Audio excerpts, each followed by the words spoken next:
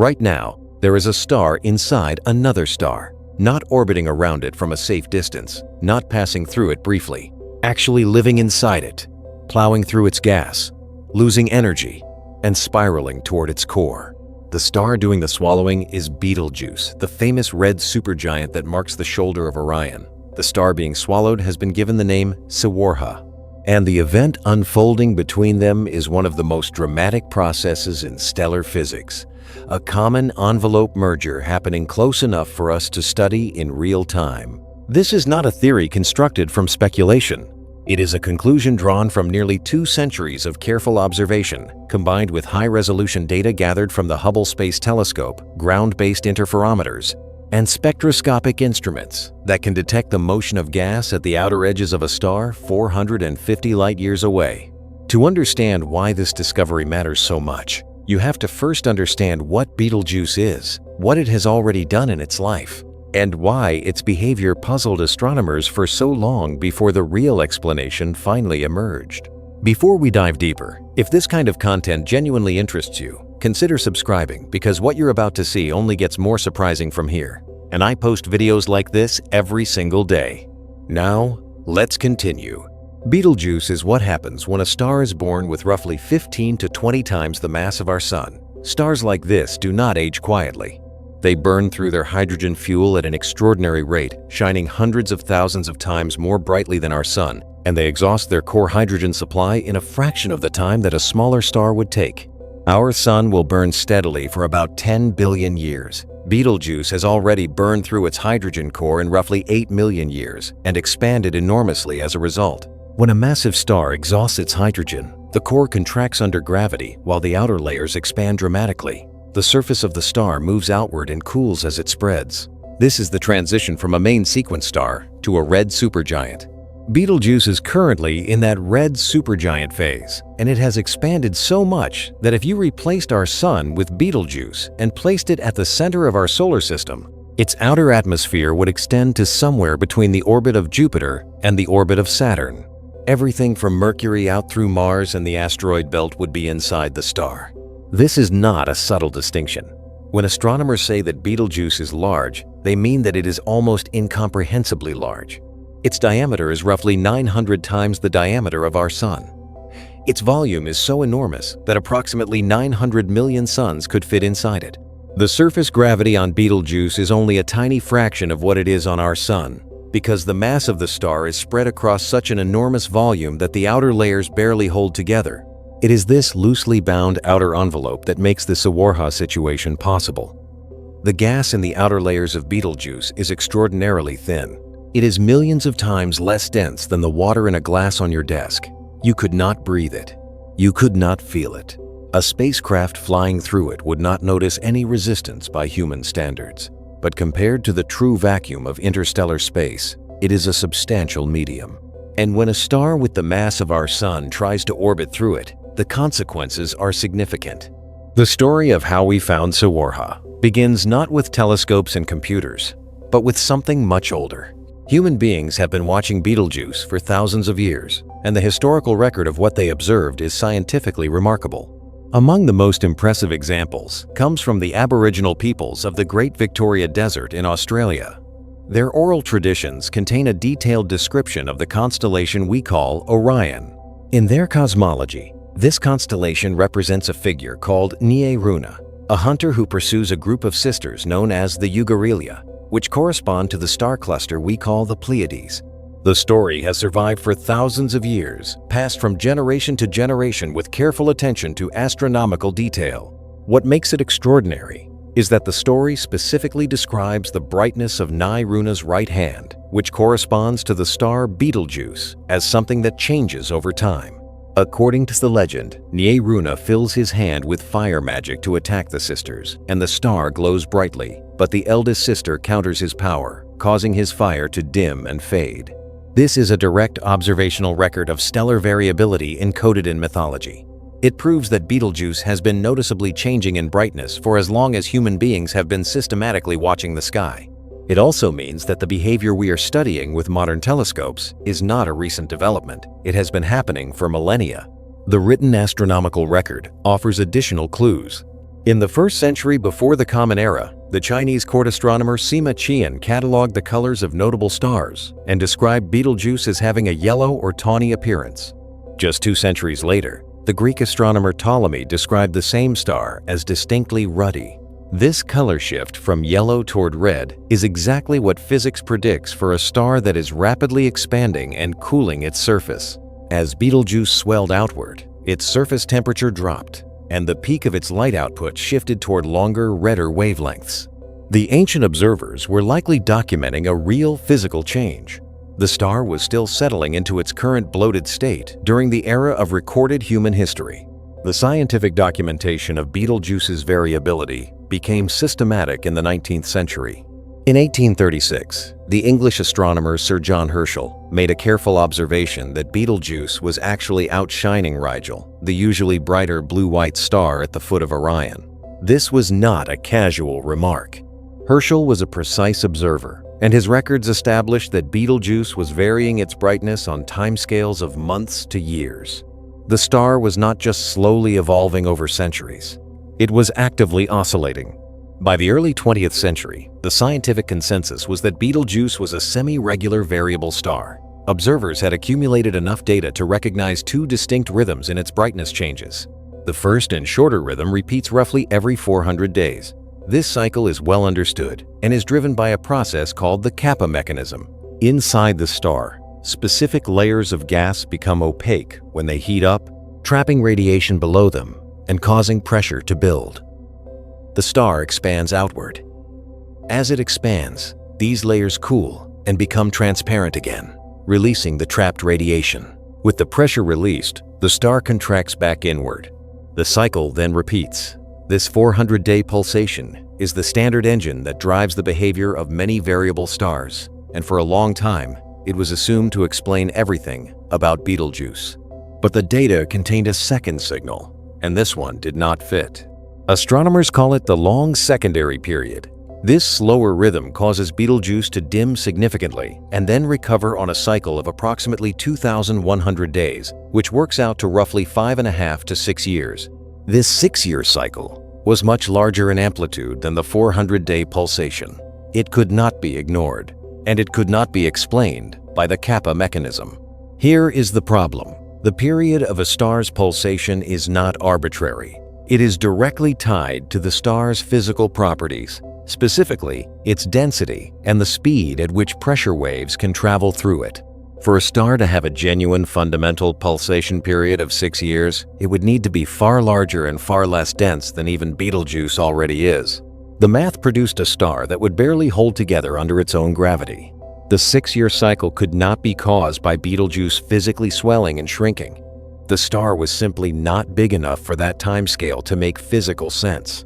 This left astronomers with 2 categories of explanation. Either something on the surface of the star was periodically blocking or dimming its light without the star itself changing in size, or something external to the star was influencing it on a repeating gravitational schedule. The surface explanations were examined carefully. Giant convective cells were one candidate. On a star the size of Betelgeuse, a single convective bubble of rising hot plasma can be as large as the orbit of Mars. When these cells rise to the surface, they are bright. When they sink, they create dark patches. But convection is inherently random and chaotic. It does not follow a strict 6-year clock. Large convective cells could create significant dimming events, but they could not produce the precise and repeating periodicity that was observed in the data. Magnetic cycles were also investigated. Our own sun has an 11-year cycle of magnetic activity that affects the number of sunspots and influences the total solar output to a small degree. Could a similar magnetic cycle on Betelgeuse be responsible for the 6-year dimming? The answer was no. Magnetic fields in red supergiants are generally weak and disorganized. They do not have the structured, large-scale coherence required to dim the entire star predictably and repeatedly by such a large amount. With internal pulsation ruled out by physics and surface mechanisms ruled out by their inability to produce a strict cycle, the remaining explanation was an external gravitational influence, an orbit, a companion object whose gravitational pull was periodically disturbing the star's outer atmosphere as it swept around in its orbital path. This had been suspected by some researchers for decades, but it remained speculative because no one could directly observe the companion. The brightness of Betelgeuse makes the problem clear. The supergiant emits roughly 100,000 times more light than our Sun. The suspected companion, based on the orbital parameters implied by the 6-year cycle, should be roughly similar in brightness to our Sun. Looking for it next to Betelgeuse is optically similar to standing outside a stadium during a night game and trying to spot a single lit match held somewhere near one of the floodlights. The glare overwhelms the secondary signal completely. The solution was to stop looking for the light of the companion and start looking for its physical effects on the gas around it. If a star with roughly the mass of our Sun is orbiting inside the outer atmosphere of Betelgeuse, it must be disturbing that gas. At orbital speeds, the interaction between the companion star and the surrounding medium creates a bow shock in front of it and a turbulent wake behind it. The companion is essentially creating a permanent wake structure inside the supergiant, and that wake should be detectable if the measurements are precise enough. The breakthrough came in part through an instrument technique called interferometry, in which signals from multiple telescopes are combined to simulate the resolving power of a much larger mirror. Combined with high-resolution spectroscopy, which can measure the velocity of gas by analyzing how light from different parts of the stellar surface is Doppler shifted, researchers were able to map the motion of gas across the face of Betelgeuse with unprecedented detail. What they found contradicted the pulsation hypothesis directly. If the 6-year cycle were caused by the whole star expanding and contracting, you would expect to see the entire visible surface moving in one direction at a time outward during the expansion phase, inward during the contraction phase. Instead, the spectroscopic data showed a dipole pattern. One side of the star's atmosphere appeared to be moving toward Earth, while the opposite side appeared to be moving away. This asymmetric motion does not match anything that an isolated pulsating star would produce.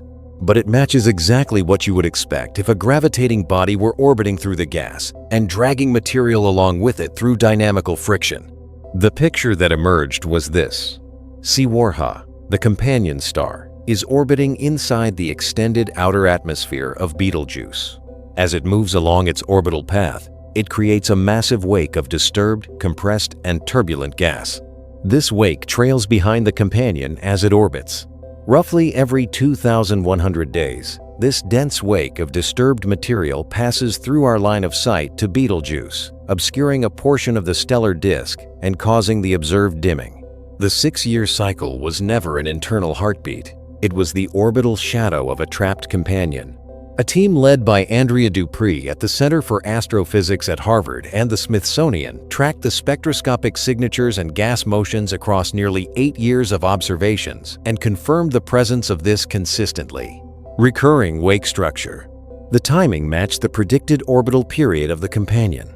The mass implied by the gravitational influence matched that of a solar-type main sequence star. The data pointed in one direction. We now have strong observational evidence that Betelgeuse is a binary system. The companion has been named Siwarha, drawn from the Arabic origin of the star's name meaning her bracelet. And Siwarha is not simply a distant orbital partner that happens to share the same region of space. It is embedded inside the supergiant. It is orbiting within the star's own outer envelope, and that fact determines everything about what happens next. To understand why the embedded orbit of Siwarha is so consequential, consider how orbits normally work in our solar system. Earth has been orbiting the Sun for roughly 4.5 billion years. The reason that orbit is stable over such an enormous timescale is simple. Space is empty. There is no medium between Earth and the Sun. There is no friction. When Earth moves along its orbital path, it does not push anything out of the way. It loses no energy to its surroundings. Its speed stays constant, and its orbital distance from the Sun remains unchanged. Siwarha does not have this luxury. The gas it moves through is extraordinarily thin by any everyday standard, but it is not nothing. And the difference between thin gas and true vacuum is the difference between a stable orbit and a death spiral. As Siwarha moves through the outer envelope of Betelgeuse, it displaces gas. This creates a region of higher density immediately behind the companion, in its gravitational wake. This denser region exerts a gravitational pull backward on Siwarha, tugging against its direction of motion. This is called dynamical friction, and it is a slow but relentless process. Every orbit, Sawarha loses a small amount of kinetic energy to this braking effect. Every orbit, the energy it loses goes directly into heating and agitating the surrounding gas. The loss of kinetic energy has an immediate orbital consequence. An orbit is a balance between speed and gravity. To maintain a given orbital altitude, a body needs a specific amount of kinetic energy. Reduce that energy, and the body cannot maintain its altitude. Gravity pulls it inward. The orbit decays. This creates a feedback loop with no exit. As Sawarha loses energy and drops to a lower orbit, the gas becomes denser. Denser gas creates more friction. More friction removes more energy.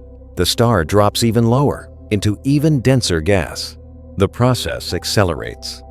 Astronomers call this common envelope evolution, the phase in a binary system where one star's expansion causes the other to become embedded and begin the inevitable inward spiral. It is one of the most important processes in stellar astrophysics, and it is happening at Betelgeuse right now. Current estimates, based on the density of the gas in Betelgeuse's outer layers and the mass and orbital parameters of Sawarha, suggest that the spiral is accelerating toward completion within roughly 10,000 years.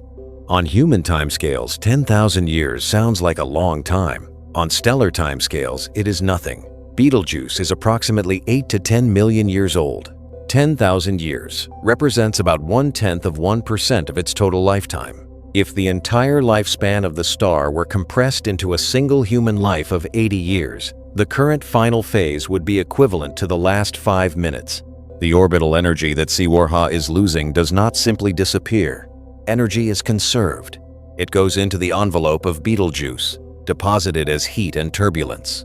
The companion star is essentially acting like a giant stirring mechanism inside the supergiant, injecting energy into the outer layers and disturbing them in ways that have measurable and observable consequences. One of the most striking effects is the anomalously fast rotation rate of Betelgeuse. When a main sequence star expands into a red supergiant, it should slow down dramatically. The physics here is the same as a figure skater extending their arms during a spin. As mass moves outward, the rotation rate decreases. Conservation of angular momentum demands it. For a star that has expanded from a compact main sequence state to the enormous bloated sphere of a red supergiant, the surface rotation should have slowed to nearly a standstill. Based purely on its size, the surface of Betelgeuse should be moving at less than 1 kilometer per second. Actual measurements show the surface rotating at approximately 15 kilometers per second. This is roughly 15 times faster than the physics of an isolated expanding star would permit. For years, this anomaly had no explanation. It required an external source of angular momentum, something actively spinning the star up rather than allowing it to slow down. Sawarha provides that source. As the companion spirals inward through the envelope, it transfers its orbital angular momentum to the surrounding gas, and through that gas to the primary star. The star is literally being spun up by its companion's death spiral. This fast rotation rate is among the strongest independent lines of evidence that a merger process is currently underway. An isolated supergiant would not spin this fast. A supergiant that is actively absorbing a companion would. The energy injection from Sawarha's orbital decay also has consequences for the structure of Betelgeuse's outer layers. The turbulence generated by the spiraling companion can reach intensities that exceed the gravitational binding energy of the outermost envelope material. This means the interaction is energetic enough to unbind some of the gas entirely, sending it streaming out into the surrounding space. The mass loss rate of Betelgeuse, which is already high for a red supergiant, may be significantly elevated because of this process. Evidence for this enhanced mass loss can be seen in the nebular material surrounding Betelgeuse. The star is embedded in a complex asymmetric nebula of gas and dust that extends for enormous distances in multiple directions. Some of this material was clearly ejected in powerful events. The enhanced turbulence from the companion spiral could be responsible for driving these asymmetric mass loss episodes that we observe in the surrounding nebula. There is also the matter of the Great Dimming. In late 2019, Betelgeuse underwent a brightness drop that was far outside anything previously recorded. By February of 2020, the star had dimmed to approximately 35% of its normal brightness. This was not a subtle variation detectable only by sensitive instruments. It was visible to the naked eye. For the first time in recorded history, Orion looked wrong. The bright orange-red star that marks the hunter's shoulder had effectively vanished, dropping below the brightness of Bellatrix, the star on the other shoulder. Astronomers and members of the public worldwide turned their attention to Betelgeuse, waiting to see if the long-anticipated supernova had finally begun. It had not. The dramatic dimming was eventually traced to a massive surface mass ejection event, in which a large convective cell near the surface of the star erupted and expelled an enormous cloud of hot plasma into space. As this plasma traveled away from the star, it cooled rapidly and condensed into solid dust particles, tiny grains of silicate material that formed a thick, dark cloud directly between Betelgeuse and Earth from our line of sight. We were not watching the star dim. We were watching the star hide behind its own expelled material. Over the following months, the dust cloud expanded, thinned, and dissipated, and Betelgeuse returned to its normal brightness range. The supernova had not happened. The star had merely sneezed. This event matters for several reasons. It was an enormous distraction in the data because it happened to overlap with the natural minimum of the 6-year cycle associated with Sawarha's orbital position. The two events combined to create an unprecedentedly deep trough in the light curve that initially confused attempts to model the underlying orbital period. Untangling the surface mass ejection from the companion-driven dimming required considerable effort. But the panic of the Great Dimming also had an unexpected benefit. When the world thought Betelgeuse might be about to explode, nearly every major telescope in existence was pointed at Orion. Hubble provided ultraviolet imaging. Ground-based interferometers provided surface-resolved maps. Spectroscopic instruments measured gas velocities across the stellar disk in unprecedented detail. For roughly 2 years following the Great Dimming, Betelgeuse was the most intensively studied star in the sky. The data gathered during this period was precisely what researchers needed to confirm the existence of Sawarha and characterize the orbital interaction. The Great Dimming was a false alarm for supernova hunters, but it may turn out to be the event that finally unmasked the real secret of Betelgeuse. Because Betelgeuse currently blocks any direct view of Sawarha from Earth's perspective, the companion cannot be directly imaged right now. However, astronomers are planning observations timed for the companion's predicted next emergence around 2027, when Sawarha's orbital position should bring it to a location where it might be detectable at the edge of the stellar disk, or in the ultraviolet signature of the hot bow shock it generates as it moves through the gas. These observations would provide the most direct confirmation yet of the companion's parameters, its actual mass, its current orbital velocity, and the true shape of its orbital trajectory. If the spiral is accelerating as models predict, successive observations over the following years might even detect measurable changes in the orbital period. As the increasing gas density at lower orbital altitudes removes energy more quickly, the larger question is what happens when Sawarha finally reaches the core. The outer envelope of Betelgeuse is where Sawarha currently orbits, a vast, diffuse, loosely bound region of hot gas. But at the center of all this gas sits the actual stellar core, a dense, compact object where nuclear fusion is still actively occurring. In its current evolutionary state, Betelgeuse is most likely fusing carbon or neon in its core, having already exhausted its hydrogen and helium supplies. This core is maintained in a delicate equilibrium between the outward pressure from nuclear burning and the inward pull of gravity from the enormous mass of the layers above it. When Sawarha finally completes its inward spiral and strikes the core, it will not pass through gently. The impact will release a colossal amount of gravitational potential energy, similar to a very massive object falling from a great height onto a dense surface. The sudden energy release from this collision would cause a rapid and dramatic brightening of the system. This event, before any supernova takes place, would potentially make Betelgeuse as bright as the half moon. Not as a diffuse glow spread across the sky, but concentrated into a single point of light visible in daylight. Astronomers refer to this kind of event as a merger nova, or a luminous red transient, a temporary brightening that results from two stars becoming one. The deeper question is whether the merger event triggers the actual supernova, or whether the newly merged star survives for some additional period before it finally explodes. There are two main scenarios that current models consider. In the first scenario, the collision of Sawarha with the core of Betelgeuse provides the final destabilizing input that tips the core over its critical stability threshold. The shock waves and the added mass from the collision force the core to collapse faster than it would have on its own. In this version, the merger and the supernova happen nearly simultaneously or in rapid sequence. The star swallows its companion and detonates within a short period afterward. In the second scenario, the star survives the merger. The energy of the collision is absorbed and redistributed into the enlarged merged star. The result is a single, heavier, faster spinning object that continues nuclear burning for some additional period, potentially thousands of years, before exhausting its remaining fuel and collapsing. In this case, the supernova that eventually occurs would be a direct descendant of the merger event, but separated from it by a significant time gap. Both scenarios are supported by evidence from observations of supernovae in distant galaxies. A notable fraction of Type II supernovae show pre-explosion signatures consistent with binary interaction or mergers occurring in the years or decades before the final explosion. Some show abrupt brightening events that match the expected signature of a merger nova, followed eventually by the full supernova. It appears that for massive stars in binary systems, swallowing a companion is not unusual. It may actually be one of the more common paths to the final explosion. The discovery of Sawarha, therefore, does more than explain an anomalous 6-year brightness cycle. It places Betelgeuse into a broader category of stellar objects and connects its future evolution to a well-recognized pattern in the deaths of massive stars.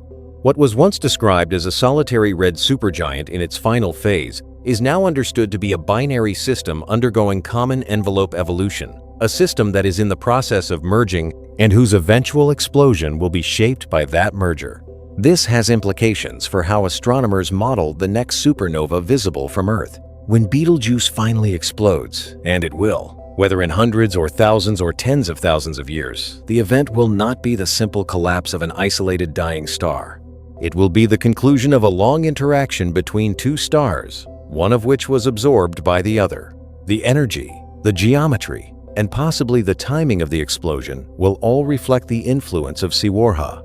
Nearby supernovae are rare. The last one visible to the naked eye from Earth occurred in 1687, when the star that produced the Cassiopeia A supernova remnant exploded. A confirmed visible supernova within the Milky Way would be an event of enormous scientific significance, allowing detailed observations of the explosion and its aftermath that cannot be achieved for supernovae in distant galaxies. Betelgeuse remains one of the strongest candidates for the next such event. But the story of Sawarha is also significant for what it tells us about binary star physics more broadly. Binary star systems are extraordinarily common. Estimates suggest that somewhere between 40 and 70% of all stars in the Milky Way are part of binary or multiple systems. For massive stars, the fraction is even higher. Most massive stars are born in pairs or groups. This means that the evolution of massive stars cannot be properly understood without accounting for the influence of companions. Single-star models of stellar evolution are incomplete for the majority of the most massive objects in the galaxy. Common envelope evolution is one of the most important yet poorly understood phases in binary stellar evolution. When two stars become close enough for the more evolved one to envelope the other, the physics of how the companion transfers energy to the surrounding gas, how quickly it spirals inward, and what happens to the system at the end of the inspiral are all subjects of active theoretical research. The problem is that this phase happens very quickly on stellar timescales, which means we rarely catch systems in the middle of it. Most of what we know comes from the aftermath, systems that have already completed the common envelope phase and show the signs of having done so. Betelgeuse, with Sawarha actively embedded in its envelope and actively transferring energy to the surrounding gas, is an extraordinarily rare opportunity to observe common envelope evolution as it happens. Every piece of data gathered about the orbital parameters of Sawarha, the distribution of energy in the outer envelope, the mass loss rate of the system, and the asymmetric turbulence patterns visible across the stellar disk contributes to the physics of this process. The anomalously fast rotation of Betelgeuse, now explained by the spin-up from Sawarha's orbital decay, provides a direct measurement of angular momentum transfer in a common envelope system. The enhanced mass loss and asymmetric nebular structure around Betelgeuse provide observational constraints on how energy from the spiraling companion is deposited into the envelope and drives material outward. The 6-year orbital signature in the light curve provides a measurement of the companion's current orbital period, which will change as the inspiral accelerates and provides a direct observational test of common envelope models. There are things we still do not know. We do not know with certainty whether the merger will trigger the supernova immediately or whether the merged star will survive for some additional period. We do not know the exact rate at which Sawarha's orbit is currently decaying or how soon the acceleration of that decay will become directly measurable. We do not know whether the mass loss from the system will produce a dense circumstellar medium that significantly alters the appearance of the eventual supernova, trapping and reprocessing the light and changing the observed properties of the explosion. We do not know whether there is a third object in the system. Some researchers have noted that the mass loss asymmetries around Betelgeuse are complex enough that a single embedded companion might not explain all of them. A distant third companion at a wide orbit could be shaping the outer nebular material without being embedded in the envelope. This possibility has not been ruled out, and future high-resolution observations of the extended nebula around Betelgeuse may provide evidence for or against it. We also do not know precisely when the supernova will occur. Estimating the remaining time before a massive star exhausts its core fuel requires knowing the exact composition and mass of the core, the rate at which nuclear burning is proceeding, and how the merger event will affect these parameters. The uncertainty range for the remaining lifetime of Betelgeuse spans from roughly 100,000 years at the near end to several 100,000 years at the far end of current estimates, with enormous uncertainty introduced by the merger process itself. What we do know is that Betelgeuse is not what we thought it was. For centuries, it was classified as a single dying star, an impressive object certainly, a star of great mass and enormous size, visibly variable, close enough to study in detail, destined eventually to explode, but fundamentally alone. The discovery of Sawarha changes the entire framework. Betelgeuse is a binary system. It is a system in the middle of one of the most extreme phases that a binary can go through. One star is being consumed by the other, and the consuming star is already dying. The companion is trapped in a spiral that has only one conclusion. The energy it is losing is actively altering the structure, the rotation, and the mass loss rate of the primary. The eventual explosion, whenever it comes, will be a direct consequence of this ongoing interaction. We often think of the night sky as static. The constellations that the ancient Egyptians mapped look essentially the same to us now as they did to them 4,000 years ago. The stars appear fixed, permanent, unchanging on any timescale that a human civilization can perceive. But this appearance is an illusion created by the vast distances involved and the slow pace of stellar evolution relative to human timescales. When we obtain the right instruments and develop the right techniques to read the signals that stars are actually sending, the sky stops looking static. It starts looking like a collection of ongoing processes, each at a different stage, each evolving according to its own physics and history. Betelgeuse has been trying to tell us something for a very long time. The Aboriginal astronomers, who noted the fluctuating brightness of Nyaruna's hand, encoded the observation in myth. The ancient Chinese and Greek astronomers who noticed the star changing color documented a real physical transition. The 19th century scientists who measured the variability and noticed the inconsistency were detecting the signal of a hidden companion they had no framework to identify. We have now built that framework. We have the instruments, the techniques, and the theoretical understanding to read the signal correctly. And what the signal says is this: there are two stars inside what looks like one. One is dying slowly from the inside out. The other is being consumed. They are locked together in an inspiral that began long ago and will end in fire. The next time you find yourself outside on a clear night with the winter sky overhead, look for the 3 stars of Orion's belt and trace the line upward to the bright orange point that marks the hunter's shoulder. It will look like a steady, ordinary star. It might flicker slightly in the atmospheric turbulence. It might appear slightly brighter or dimmer than the last time you looked, following one of its 2 overlapping rhythms. It will look peaceful. Remember that it is not. Inside that point of light, right now, there is a star fighting the drag of a dying giant, Every revolution it completes brings it closer to the core. Every orbit, it gives up more of its energy to the surrounding gas. It has been doing this for longer than human civilization has existed, and it will continue doing it long after every person alive today is gone. But on the scale of the star's own lifetime, the end is close. Betelgeuse is not just a dying star. It is a dying star in the act of consuming a companion. And when it finally goes, the light from that explosion will reach Earth, and people or whatever intelligent things are observing the sky at that point will see a new star blazing in the shoulder of Orion. That light will have traveled 450 light-years to reach them. It will have originated in the collision of a sun-like star with the core of a red supergiant, the completion of an orbital spiral that began before any of us were here to watch it.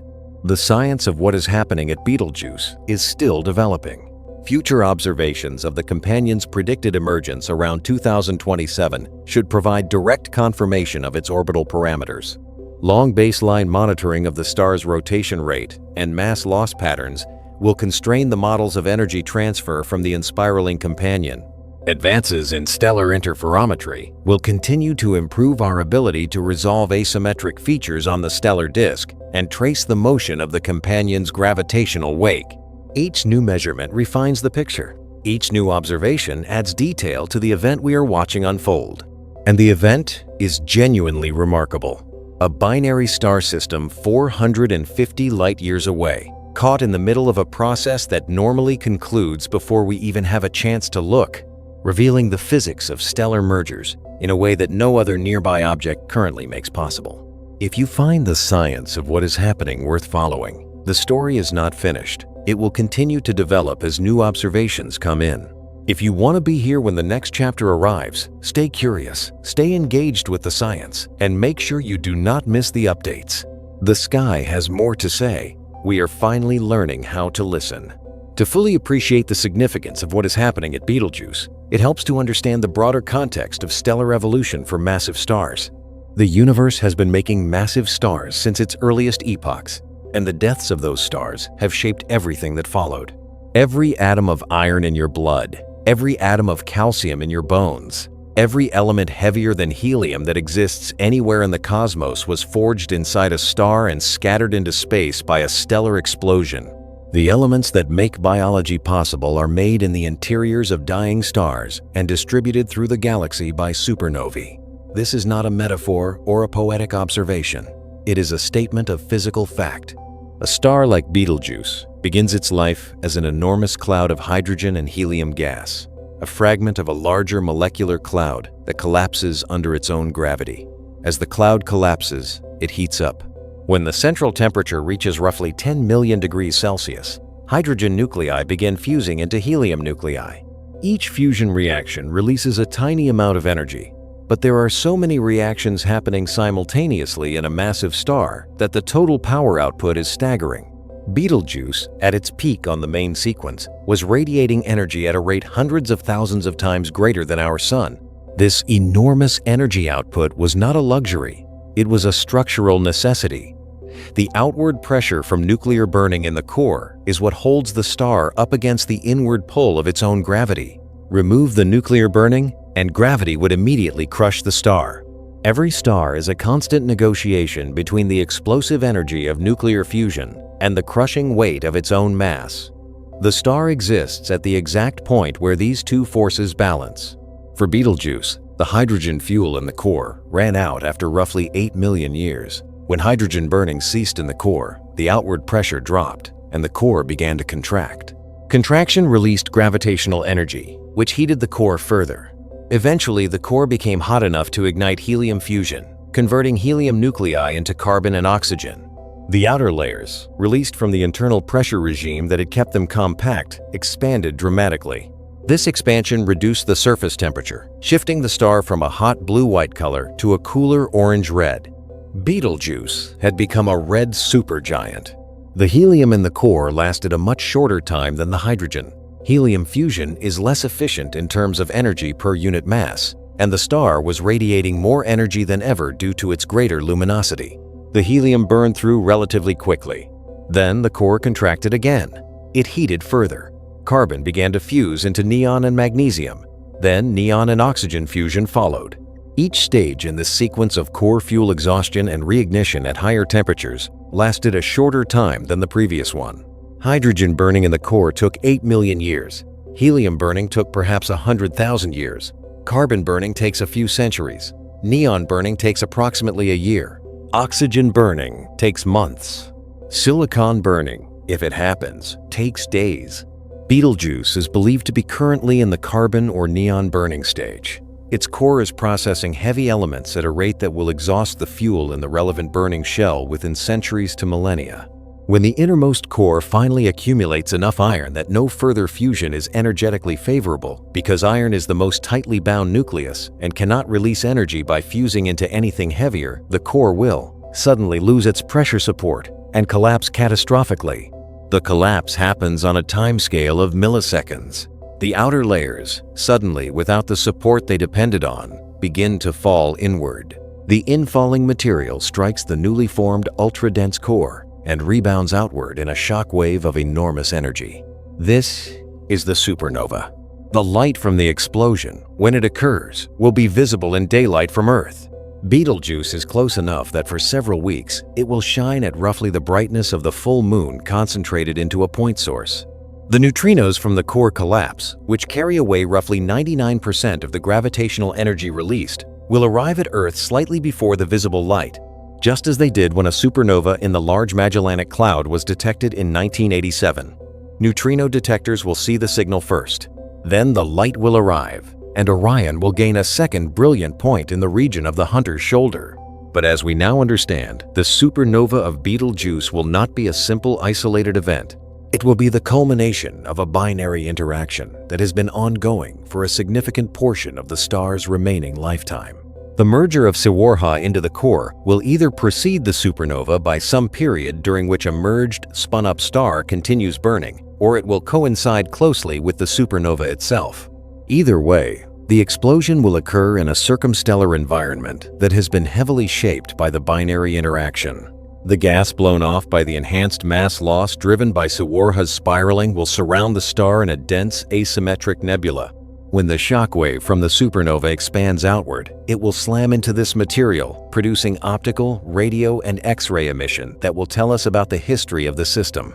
Supernovae that interact strongly with dense circumstellar material are called Type IN supernovae, and they are among the most luminous and long-lasting stellar explosions observed. If the merger-driven mass loss around Betelgeuse has created a sufficiently dense surrounding environment, the supernova could be significantly brighter than a typical Type II event, potentially remaining visible to the naked eye for months rather than weeks. The light curve of the explosion, the way its brightness changes over time, will carry information about the density and distribution of the circumstellar material. The spectra of the emitting gas will tell us about the composition of the material that was ejected. By reading these signals, astronomers will reconstruct a history of the final years of the binary system, when the mass loss intensified, how much material was ejected and in what directions, and what the state of the merger was when the core finally collapsed. This is what makes Betelgeuse particularly valuable as an object of study right now, before it explodes. Every measurement we make of the current system, the orbital period of Sawarha, the rotation rate of Betelgeuse, the structure of the surrounding nebula, the asymmetric distribution of mass loss provides a baseline against which the eventual supernova can be measured. We are building a detailed portrait of a system in its final phase of evolution, and when the explosion comes, we will be able to compare the portrait to the aftermath and test our models of how binary mergers shape stellar deaths. No other nearby star offers this combination of characteristics. Betelgeuse is close enough to resolve the stellar disk directly. It is bright enough to study with an enormous variety of instruments. It is variable in ways that have already revealed the presence of a companion. It is at a stage of evolution close enough to its end that the timescales involved are accessible to observational planning. And it is undergoing a process common envelope evolution that is theoretically important but observationally rare to catch in progress. It is worth pausing to appreciate how far our understanding of this one star has come. A few centuries ago, it was a point of light with a noticeable orange-red color and an unusual tendency to fluctuate. 150 years ago, it was recognized as a variable star with measurable periodicity. 50 years ago, astronomers detected the complex dual periodicity and began arguing about what could explain it.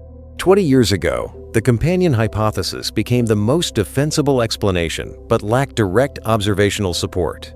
In the years following the Great Dimming of 2019 to 2020, the combination of intensive observational coverage and improved analysis techniques produced the first strong direct evidence for the companion's existence. We are now at the point where Sawarha is named. Its orbital parameters are constrained, its physical effects on the primary are measurable, and its fate is understood. The science has moved from speculation to evidence-based conclusion, and the conclusion is extraordinary. Consider what Sawarha has experienced. It formed most likely as a companion to the massive star that would become Betelgeuse, orbiting outside it during the long main sequence phase in the relative safety of open space. As the primary star exhausted its hydrogen and began expanding, Sawarha found itself increasingly surrounded by the expanding outer envelope of its companion. The gas density around it increased from the near vacuum of open space to the thin but real atmosphere of a red supergiant, and at that point, the dynamical friction began. Slowly, orbit by orbit, Sawarha has been spiraling inward.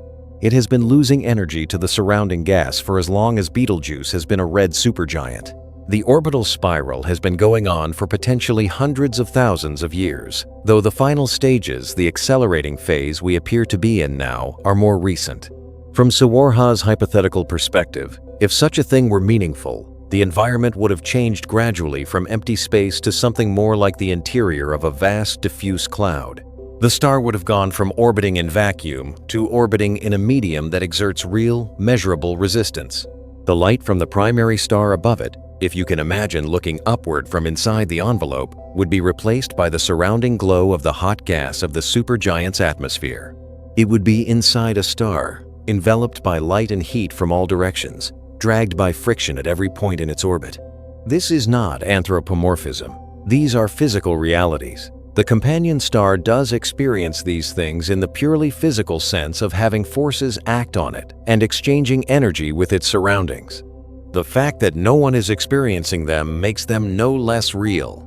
The physics of the interaction between Sawarha and Betelgeuse's envelope contains lessons that extend far beyond this single system. The process of common envelope evolution is thought to be responsible for the formation of many of the most interesting and extreme objects in the galaxy. Close binary systems containing white dwarfs, neutron stars, and black hole systems in which two compact objects orbit each other at distances smaller than the diameter of our Sun could not form by any other mechanism.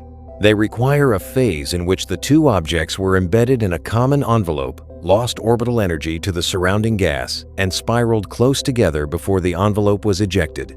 Type Ia supernovae, which are used as standard candles to measure distances across the universe, and which provided the first evidence for the accelerating expansion of the universe, are thought to occur in binary systems containing at least one white dwarf.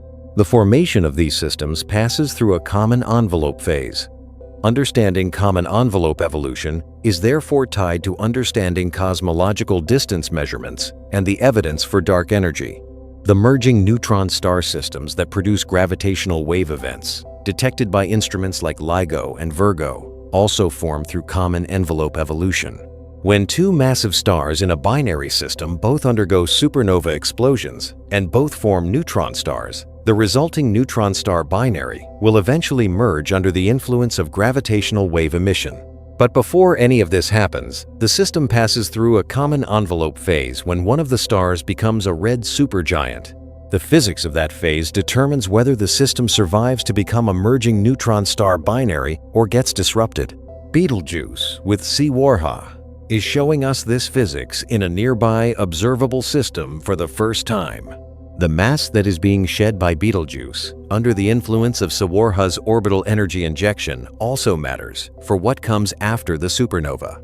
When the shock wave from the explosion expands outward, it will interact with all the material that was shed during the star's lifetime. Some of this material will be the ordinary stellar wind that a red supergiant produces, but some of it will be the enhanced mass loss driven by the binary interaction. Asymmetric, turbulent, potentially concentrated in rings or shells, corresponding to periods of enhanced ejection tied to the orbital dynamics of the companion. These structures in the circumstellar environment will leave their fingerprints on the light from the supernova, and they will eventually become part of the supernova remnant. Supernova remnants are the expanding clouds of gas and dust left behind after a stellar explosion. They are among the most beautiful and scientifically rich objects in the galaxy. The Crab Nebula, the remnant of a supernova observed from Earth in 1054 of the Common Era, is still expanding and glowing with the energy of a spinning neutron star at its center. The Cas-A remnant, the remains of a supernova from the 17th century, shows complex filamentary structure that reflects the asymmetric explosion and the interaction with the surrounding medium. When Betelgeuse explodes, its remnant will preserve information about the binary interaction for millions of years, readable by the astronomers who study it long after the explosion. We are, in a sense, leaving a message for them. The measurements we are making now of Betelgeuse and Sawarha, the orbital period, the companion's mass, the rotation rate of the primary, the mass loss structure of the surrounding nebula will eventually be compared to the properties of the remnant. The match between the two will validate our understanding of how binary mergers lead to supernovae, or it will reveal gaps in that understanding that require new physics to fill. This is how science works at the largest scales. We observe, we measure, we build models, and then we wait for events to unfold that test those models against reality. In the case of Betelgeuse, we may not live to see the test. But the work being done now, the careful characterization of this system, the documentation of its current state, is essential groundwork for whoever does witness the explosion and has the instruments to study it. There is something worth sitting with in the realization that we are watching a process that began before any human civilization existed and will conclude after every current human civilization is gone. The orbital spiral of Sawarha has been going on for tens or hundreds of thousands of years. The supernova, whenever it comes, will produce a remnant that persists for millions of years. Our entire recorded history, from the first written documents to the present, is a footnote to the timescale of this event. And yet we have managed, in a few decades of careful observation, to figure out what is happening. We have detected the 6-year signal in the light curve. We have ruled out the internal explanations. We have inferred the existence of a companion from its gravitational signature. We have measured its orbital parameters. We have mapped the wake of disturbed gas it leaves behind. We have named it. That is not a small thing. In the 450-year journey of light from Betelgeuse to Earth, the light we detect tonight left the star before anyone alive today was born. It has been traveling since before the invention of the telescope. And with instruments built in the last few decades, we have looked at that ancient light and extracted from it the presence of a hidden star, the drag of a gas-filled orbit, the spin-up of a supergiant, and the timeline of a stellar merger. The universe does not explain itself. It just emits light in every direction and waits for something with enough curiosity to figure out what it means. We are that something, and we are getting better at it every year. What we know about Betelgeuse today is dramatically more than what we knew 20 years ago, and 20 years from now, after the predicted emergence of Sawarha around 2027 and the subsequent decade of high-precision monitoring, we will know dramatically more than we know today. The story of Betelgeuse and Sawarha is not a closed chapter. It is an ongoing investigation, and the most important observations are still in the future. The science of stellar astrophysics is often seen as remote and abstract, the study of objects so far away and so different from everyday experience that it is hard to see why it matters. But the events happening at Betelgeuse connect to some of the most fundamental questions about the universe and about our own existence. How do massive stars die? How does the death of a star distribute new elements through the galaxy? How do binary interactions shape the final evolution of stars? How do compact object systems form? These are not trivial questions. They connect directly to the origin of the elements in our bodies, the structure of the galaxy, and the behavior of some of the most extreme objects physics has produced. Betelgeuse is a 450 light-year classroom, and it is currently teaching us the most important lesson in its curriculum. It is showing us that even objects we thought we understood, a solitary red supergiant, a well-studied variable star, a familiar and ancient point of light in the winter sky, can surprise us when we look carefully enough. It is showing us that companions matter. that orbits inside other stars are possible and consequential, that the patterns we observe in the light of a distant star, if we are willing to analyze them with enough precision, can reveal hidden realities that no one imagined when the observations began. Look up when you get the chance. Find the belt of Orion and trace the line to the bright orange shoulder. That light is 450 years old. It carries the signal of two stars, not one. It carries the frequency of an embedded orbit, the rotation of a star being spun up by its dying companion, the ripple pattern of a bow shock moving through a vast, diffuse ocean of stellar gas. There is a story in that light. We are still reading it. To get a proper sense of scale for what is happening here, it helps to actually map out the distances involved in concrete terms. Betelgeuse sits at approximately 450 light-years from Earth. 1 light-year is the distance that light, traveling at roughly 299,792 kilometers per second, covers in an entire year. That comes out to about 9.5 trillion kilometers per light-year. At 450 light-years, Betelgeuse is roughly 4.25 quadrillion kilometers away from us. This distance is so vast that even the fastest spacecraft humanity has ever launched would require many millions of years to reach it. The Voyager 1 probe, currently the most distant human-made object in space, is traveling at roughly 17 kilometers per second. At that speed, it would take approximately 8 billion years to reach Betelgeuse. The star will have long since exploded and turned into a neutron star or black hole by the time any object launched from Earth at current speeds could reach it. And yet, 450 light-years is actually quite close by galactic standards. The Milky Way is approximately 100,000 light-years across. The center of the galaxy is roughly 26,000 light-years from Earth. Most of the stars in our galaxy are so distant that we cannot resolve them as anything more than points of light, even with the best current telescopes. Betelgeuse is a neighbor. On the scale of the galaxy, it is practically next door. This proximity is what makes the scientific opportunity so significant. The angular diameter of Betelgeuse on the sky is large enough that we can resolve actual features on the stellar surface using interferometric techniques. We can see individual convective regions. We can map asymmetric brightness distributions across the disk. We can track the motion of gas at different positions on the visible hemisphere. No other star offers this level of spatial resolution, combined with the scientific importance of studying a massive star in its final evolutionary phase. The convective features on the surface of Betelgeuse deserve more attention because they are themselves extraordinary by the standards of our familiar solar system. On our Sun, convective cells form a regular pattern called granulation that covers the surface in a mosaic of rising and falling gas cells, each typically about 1,000 kilometers across.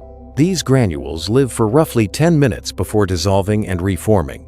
On the scale of the Sun's diameter of 1.5 million kilometers, they are tiny, numerous, and short-lived. On Betelgeuse, convection operates at a completely different scale. Because the star is so enormous and the surface gravity is so weak, a single convective cell can span tens of millions of kilometers in diameter. A single granule on Betelgeuse can be as large as the entire orbit of Mars around our Sun. These enormous cells rise slowly from deep within the star, reaching the visible surface and radiating for months or years before sinking back down. At any given time, there may be only a few of these giant cells visible across the entire stellar disk, compared to the millions of small granules that tile the surface of the Sun. The Great Dimming Event of 2019 to 2020 resulted from one of these giant convective cells erupting near the surface and ejecting a massive cloud of plasma. The ejected material was estimated to contain several times the mass of the Moon, launched into space in a relatively short period. This kind of mass ejection is called a surface mass ejection, distinct from the coronal mass ejections that our Sun produces by orders of magnitude in both the mass involved and the energy required. After the plasma was ejected, it traveled away from the star and cooled. The cooling caused the gas to condense into solid particles of silicate dust. These particles, roughly the size of typical smoke particles, formed a thick cloud that extended across a region directly in front of the stellar disk as seen from Earth. The dust absorbed and scattered the star's visible light, producing the observed dramatic dimming. The mass of dust involved was enormous, and it took several months for the cloud to expand and thin enough for the star to return to its normal brightness. Analyzing the composition of this dust has provided information about the chemistry of the outer layers of Betelgeuse. The dust particles contain silicon, oxygen, magnesium, and iron elements produced by nuclear burning inside the star and dredged up to the surface by convection over millions of years. These are the same elements that make up rocky planets. The outer layers of a dying massive star contain the raw materials for building worlds. When Betelgeuse eventually explodes, it will scatter these materials throughout the surrounding region of the galaxy, where some fraction of them will eventually be incorporated into new stars and planetary systems. This connection between stellar death and the formation of planets is one of the most profound in all of astrophysics. The rocky planets of our solar system, including Earth, are made of elements that were forged in stars that lived and died before our solar system formed. The oxygen we breathe was produced in the cores of massive stars. The calcium in our teeth was synthesized in stellar interiors. The iron that carries oxygen through our blood was created in the last hours before a supernova explosion in a dying star's core, as it fused heavier and heavier elements in a futile attempt to maintain pressure against gravitational collapse. We are not just observing Betelgeuse as a scientific curiosity. We are observing one of the factories that produces the raw materials of chemistry and biology. Every supernova, like the one Betelgeuse will eventually produce, enriches the interstellar medium with heavy elements that would not otherwise exist in significant quantities. The enrichment of the interstellar medium over billions of years of stellar evolution is what made it possible for planets like Earth to form, and for chemistry complex enough to produce life to develop on those planets.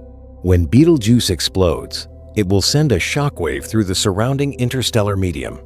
This shockwave will compress the gas and dust in the surrounding region. Compressed regions of the interstellar medium can become gravitationally unstable and collapse to form new stars and planetary systems.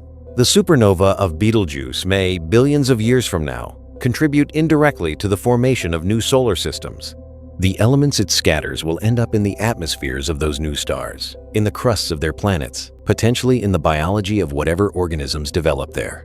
This is the cosmic recycling system. Stars form from gas and dust. They burn for millions or billions of years. They die and scatter their enriched material back into the interstellar medium. New stars and planets form from that enriched material. The process has been going on since the first generations of massive stars formed a few 100 million years after the Big Bang. Each generation of stars enriches the interstellar medium further, making the chemistry of subsequent generations progressively richer. Betelgeuse represents one iteration of this process in real time, close enough for us to study in detail. The presence of Sawarha adds an important dimension to this picture. Binary systems evolve differently from single stars, and their deaths scatter material in different ways. The enhanced mass loss driven by common envelope evolution deposits material into the surrounding space before the supernova even occurs. The asymmetric ejection patterns, shaped by the orbital geometry of the companion, produce structured distributions of circumstellar material rather than the more spherically symmetric winds of isolated stars. When the supernova shockwave expands into this pre-ejected material, it produces emission patterns that carry information about the binary history of the system. The next generation of large telescopes, including extremely large ground-based telescopes with primary mirrors in the range of 30 to 40 meters in diameter, will be able to study the supernova remnant of Betelgeuse at a level of detail never before achieved for any supernova remnant. If the explosion occurs within a few thousand years, some of the people planning and building those telescopes today may study the remnant themselves. If it occurs in tens of thousands of years, their distant successors will use technologies we cannot currently imagine. Either way, the residue of the Betelgeuse-Sawarha merger will be readable in the remnant, waiting for whoever has the instruments and the curiosity to interpret it. We often think about space exploration in terms of sending spacecraft to physical places. But astronomical observation is also a form of exploration, using light as a probe, extracting information from photons that have traveled vast distances to reach our instruments, and reconstructing from those photons a picture of distant physical realities that we will never visit in person. This kind of exploration has revealed more about the large-scale structure of the universe than any physically traveled distance has or could. The observation of Betelgeuse over the past 2 centuries, from Herschel's careful brightness comparisons in 1836 to the modern interferometric detection of Sawarha's orbital wake, represents this kind of exploration at its most sophisticated. We have not sent anything to Betelgeuse. We cannot. We have only sent our eyes, made vastly more acute by instrumentation, and listened to the light that the star has been sending us continuously since before we had the ability to receive it properly. The story of Sawarha is also a story about indirect detection. One of the most powerful techniques in modern astrophysics is the ability to detect objects that cannot be directly observed by looking for their effects on things that can be observed. Black holes were first confirmed through their gravitational influence on nearby gas and companion stars, long before we could image them directly. Exoplanets were first detected through the tiny wobble they induced in their host stars and through the slight dimming of starlight when they passed in front of the stellar disk. Dark matter is inferred from the gravitational influence it exerts on visible matter, without ever having been directly detected as a particle. Sawarha follows this same tradition. We have not seen the star itself. We have seen its wake. We have seen the asymmetric gas motion it induces in the atmosphere of Betelgeuse. We have measured the 6-year cycle it produces in the light curve. We have inferred its mass from the amplitude of the orbital signature. We have constrained its orbital radius from the period and the estimated density of the envelope it orbits through. All of this knowledge was extracted from indirect signals, and together, those indirect signals paint a picture as complete and reliable as any direct image would provide.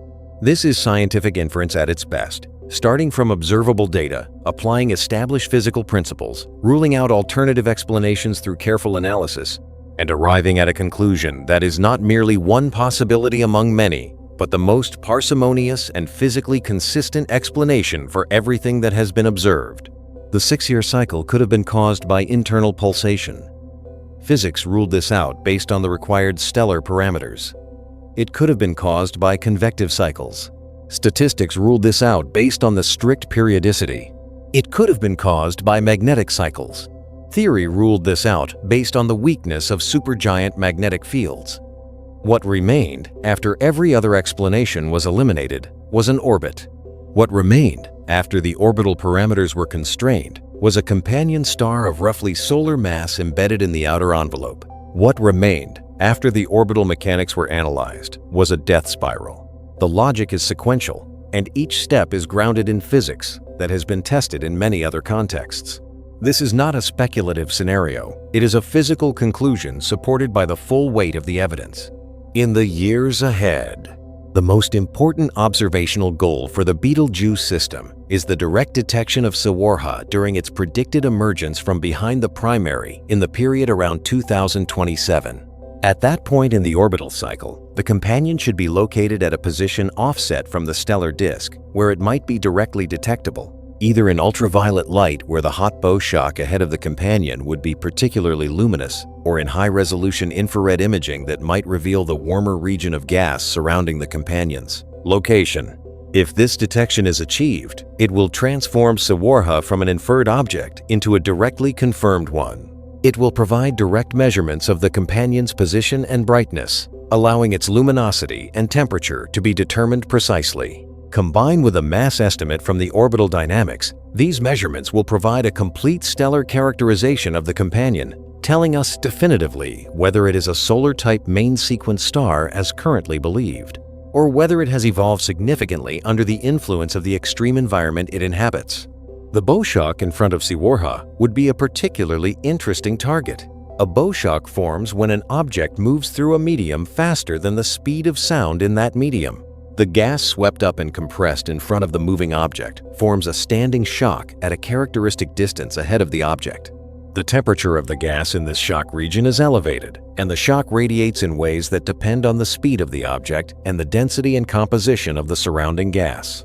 Detailed spectroscopic analysis of the bow shock region could yield measurements of the local gas density inside the Betelgeuse envelope, the speed of the companion's motion through the gas, and the composition of the envelope material at the companion's current orbital altitude.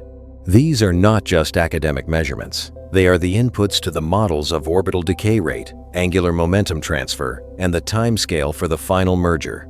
Better measurements of the bow-shock properties would directly improve the estimates of how quickly Sawarha is spiraling inward and how much time remains before the merger is complete.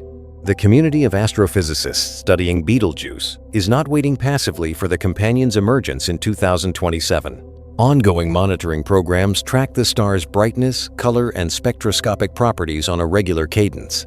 Long baseline interferometric observations periodically produce high-resolution images of the stellar disk that reveal changes in the distribution of bright and dark regions on the surface.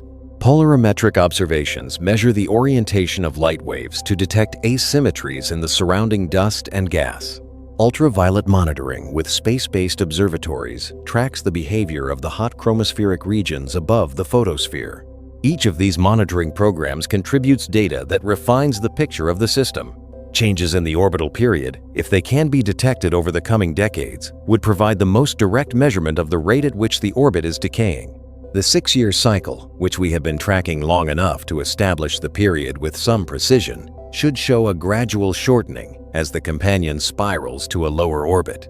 This shortening would be a direct signature of the accelerating in-spiral. To detect this, we need to continue monitoring the light curve with high precision for decades to come.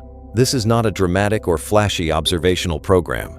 It requires sustained, careful, long-term measurement, the unglamorous backbone of astrophysical research that often receives less attention than the headline-grabbing discoveries it eventually enables. The Great Dimming of 2019 to 2020, for all its scientific value, was also a reminder of why this kind of patient, long-term monitoring matters. Without the century of prior observations that had established the normal variability of Betelgeuse, the Great Dimming would have been impossible to interpret correctly. The context provided by historical data was essential for recognizing that the dimming was unusual, for separating the surface mass ejection from the underlying 6-year cycle, and for understanding what had and had not changed in the behavior of the system. The data being gathered today will serve the same purpose for researchers 50 years from now. They will look back at the light curves being recorded in the 2020s and 2030s and find in them the subtle signatures of an accelerating orbital decay, the gradual spin-up of the primary star, the slowly changing mass loss rate. These features may not be detectable with current sensitivity over a period of a few years, but over decades, they will become visible. And when Sawarha finally emerges from the shadow of the primary in 2027, the observations made during the preceding years will provide the comparison needed to interpret what we see. Science is cumulative. Each generation of observers stands on the shoulders of those who watched before them.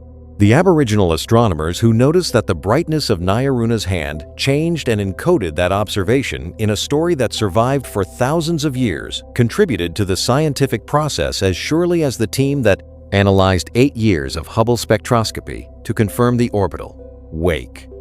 Both were engaged in the same fundamental act, watching the sky carefully, noting what it does, and passing that information forward. We are now part of that chain. The observations being made today will be part of the historical record that future researchers use to understand the Betelgeuse system. The light curves being recorded, the interferometric images being captured, the spectroscopic data being archived, all of it will outlast the researchers who gathered it and will contribute to the understanding of events that neither those researchers nor we will live to see. There is something worth finding profound in that. The universe is enormous, and its timescales vastly exceed any individual human life or any single human civilization. But science is a collective and cumulative enterprise that extends across generations. The knowledge we build does not disappear when we do. It accumulates, refines, and grows.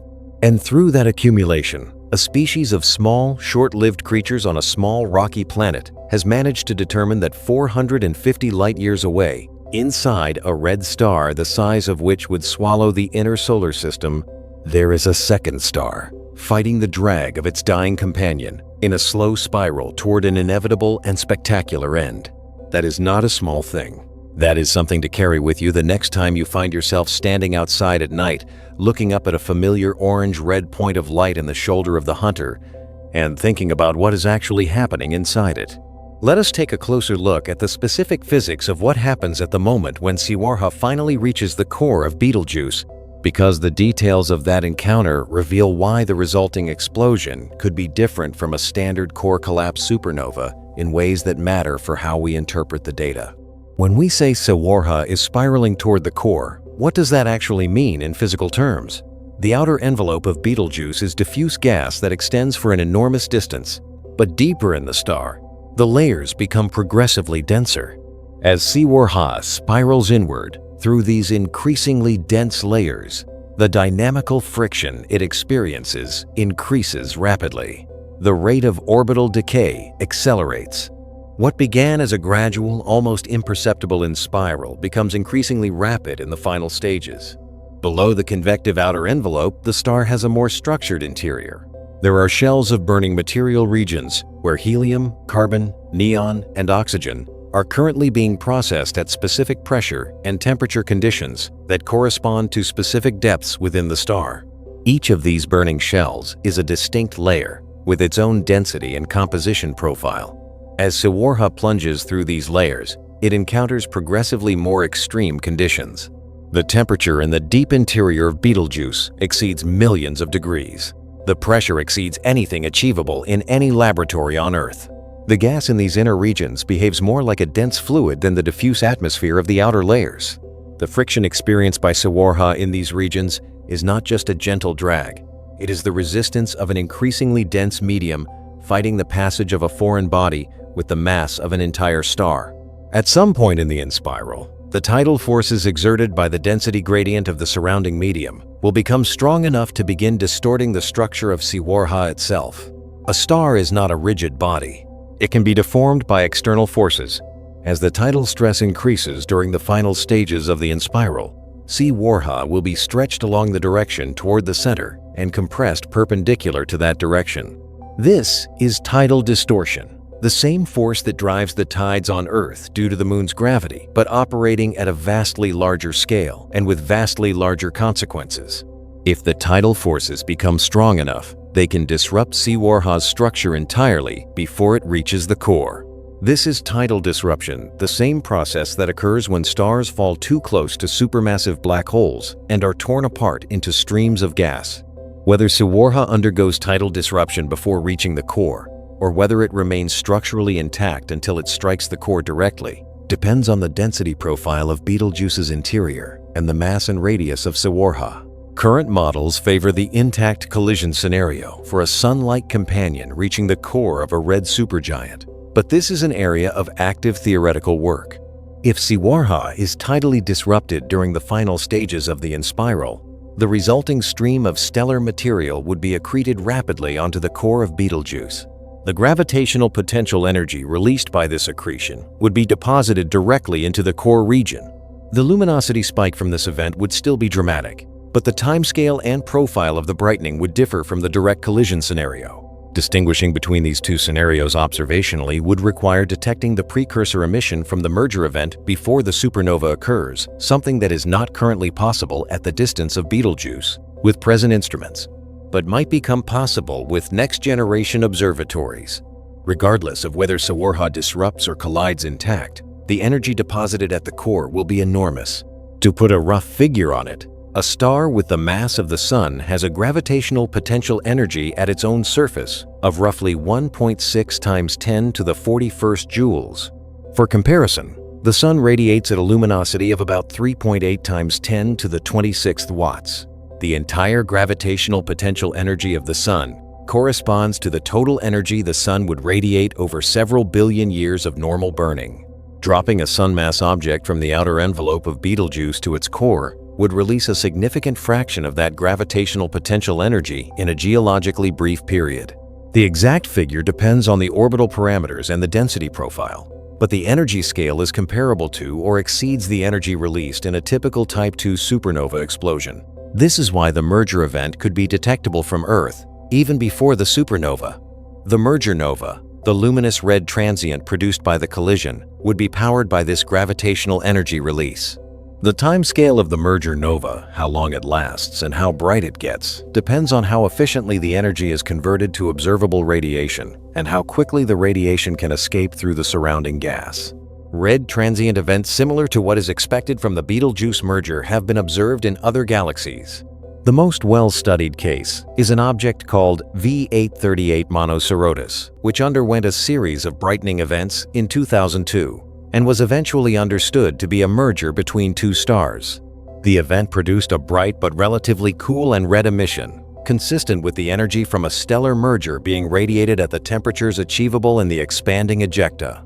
The light echo from this event, as the initial flash of light spread outward and illuminated surrounding dust shells, revealed a complex circumstellar environment shaped by the pre-merger mass loss. Another case is V1309 Scorpii, which showed a gradual brightening over several years before a dramatic flare in 2008. Analysis of the pre-flare data revealed that the gradual brightening was caused by a contact binary system two stars that had already merged their outer layers, spiraling toward a full merger. The 2008 flare was the final merger event. This system provided a roadmap for what a merger event looks like observationally, including the multi-year precursor brightening phase that might be detectable before the main event. For Betelgeuse, any precursor brightening associated with the final stages of the merger would be superimposed on the star's existing variability, making it challenging to identify without careful analysis. This is why the long-term monitoring programs are so important. The baseline of normal variability, established over decades of observation, is what would allow astronomers to recognize anomalous behavior when it begins. There is also the question of what happens to the remnant of Sawarha after the merger. If Sawarha is tidally disrupted and its material is accreted onto the core, there may be no remnant of the companion in the conventional sense. The material becomes indistinguishable from the rest of the core. But if Sawarha collides intact with the core of Sawarha, if it has evolved beyond main sequence status, might survive as a distinct object embedded in the merged core, at least temporarily. A main sequence star of solar mass has a core temperature and density that would place it far below the temperature and density of the Betelgeuse core. So in practical terms, the Sawarha core material would be rapidly mixed into the surrounding medium by convection and turbulence. The nucleosynthetic implications of the merger are also significant.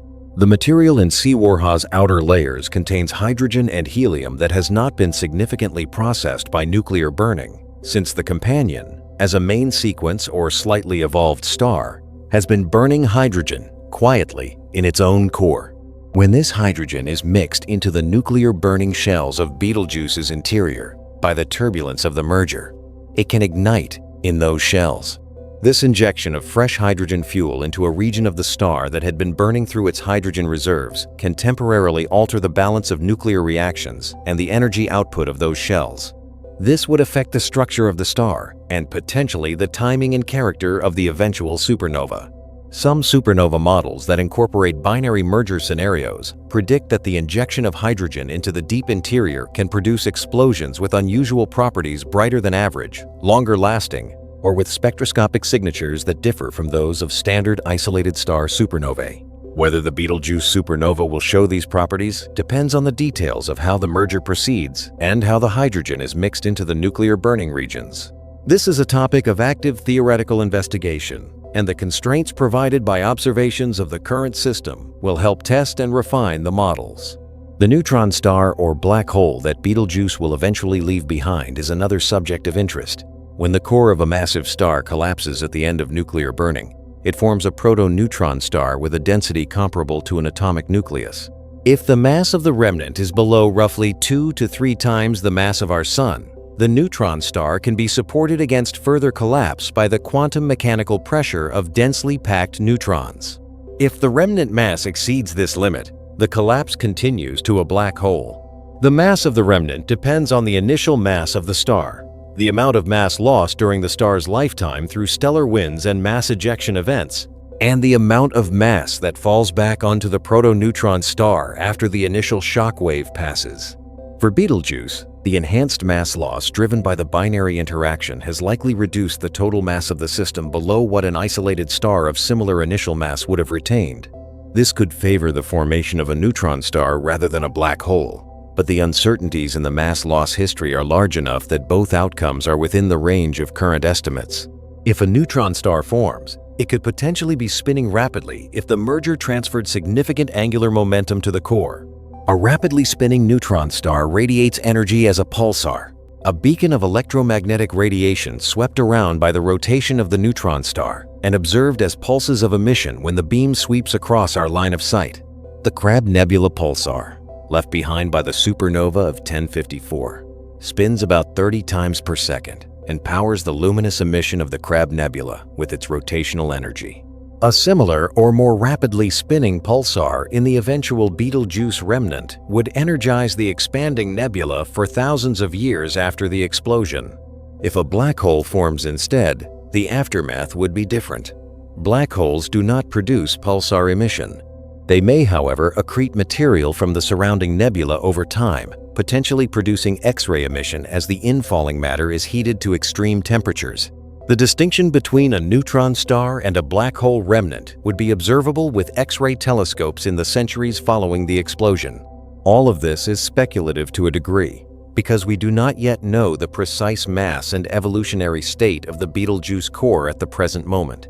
The star's interior is opaque to visible and infrared light, and while we can measure surface properties and model the interior based on stellar evolution theory, direct measurement of the core is not possible with current technology.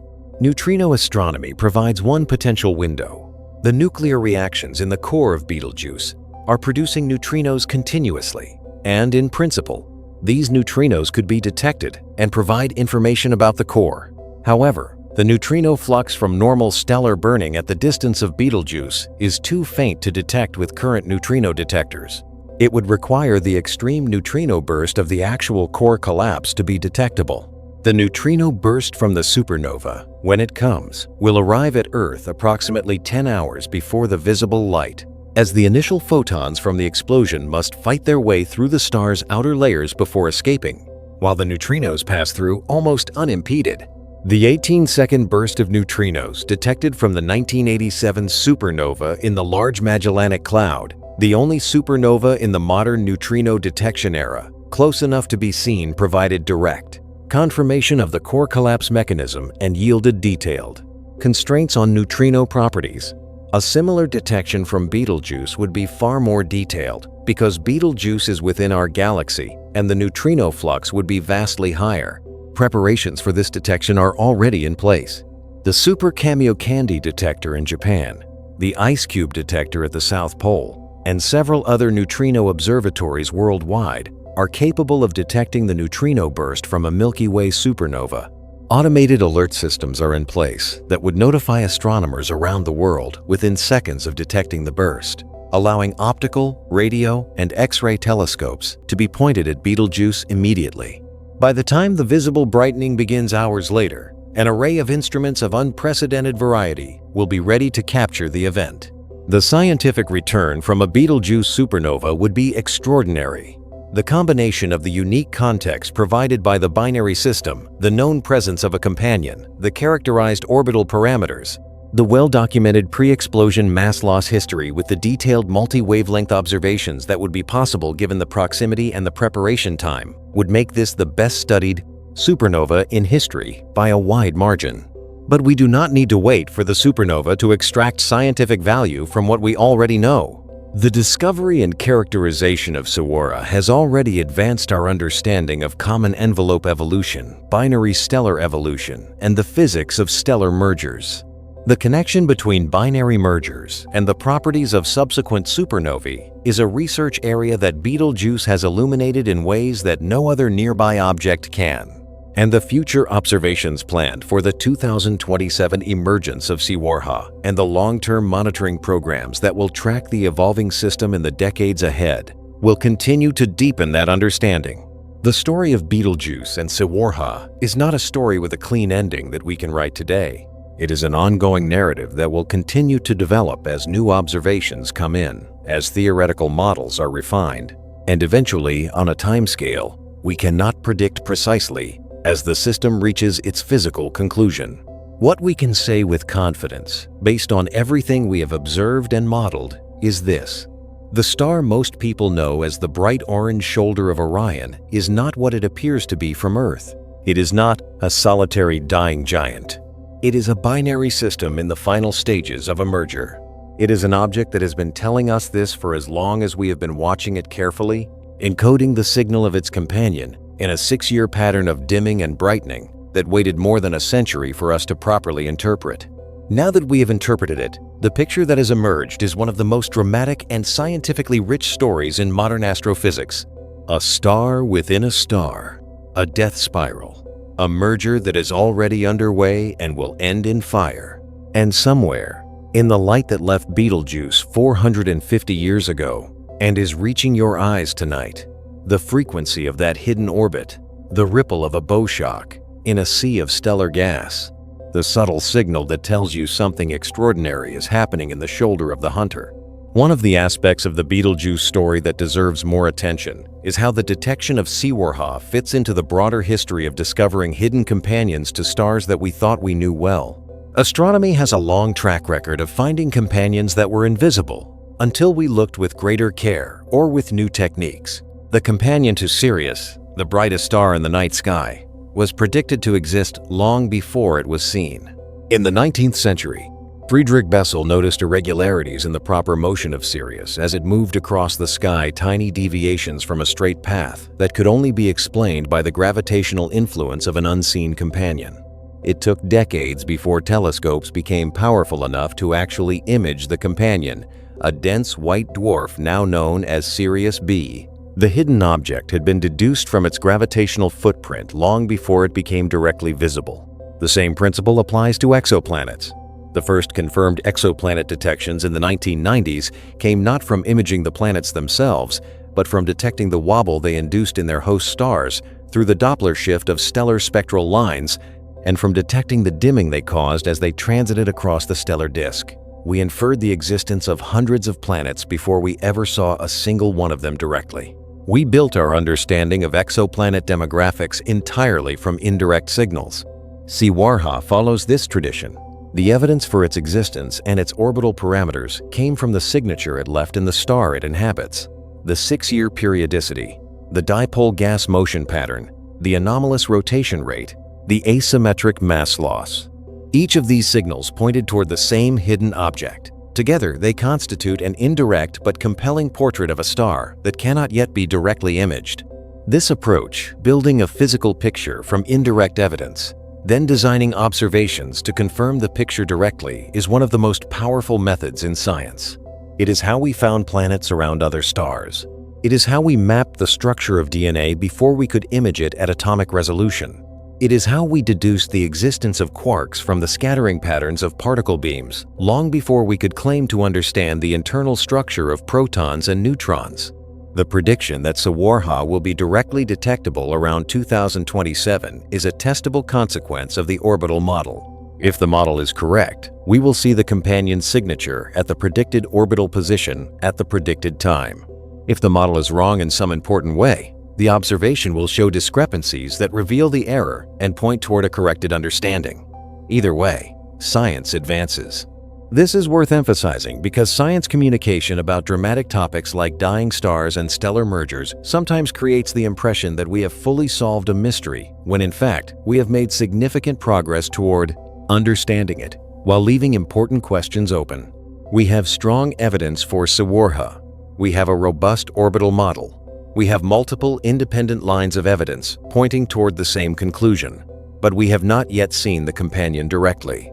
We have not yet measured its luminosity from a direct detection. We have not yet observed the merger nova or the supernova. We have an extremely well-supported model of what is happening, and that model makes specific predictions that will be tested as new observations come in. That is the state of the science. It is a state of substantial, well-founded knowledge about a physical system, combined with clear lines of future investigation. It is a scientifically productive state to be in, and it is worth appreciating for what it is, rather than either overstating the certainty or understating the confidence. Understanding the uncertainty in scientific results is part of understanding the science. The orbital period of Sawarha is known to within a few percent. The mass of the companion is estimated to within a factor of roughly 2, which in stellar terms means we are confident it is a solar-type star and not a significantly more or less massive object. The timescale for the merger is estimated to within roughly an order of magnitude, somewhere between a few thousand and tens of thousands of years. These are useful constraints, even with their uncertainties, because they allow us to plan observations, test models, and build progressively more refined pictures of the system. One of the most interesting outstanding questions is whether the common envelope phase of this system will end with the ejection of the envelope or with a complete merger. In some binary systems that undergo common envelope evolution, the companion star successfully transfers enough energy to the surrounding envelope to unbind it entirely. The envelope expands and dissipates into space. The companion emerges from the envelope in a tightened orbit around the exposed core of the primary star. The resulting system is a close binary, containing a compact remnant and a surviving companion. This is actually a productive outcome that creates some of the most extreme and interesting binary systems in the galaxy, including the close white dwarf binaries and close neutron star binaries that are the progenitors of some supernovae and of gravitational wave sources. But this envelope ejection outcome requires the companion to deposit energy at a rate sufficient to overcome the binding energy of the envelope before it completes the inspiral and reaches the core.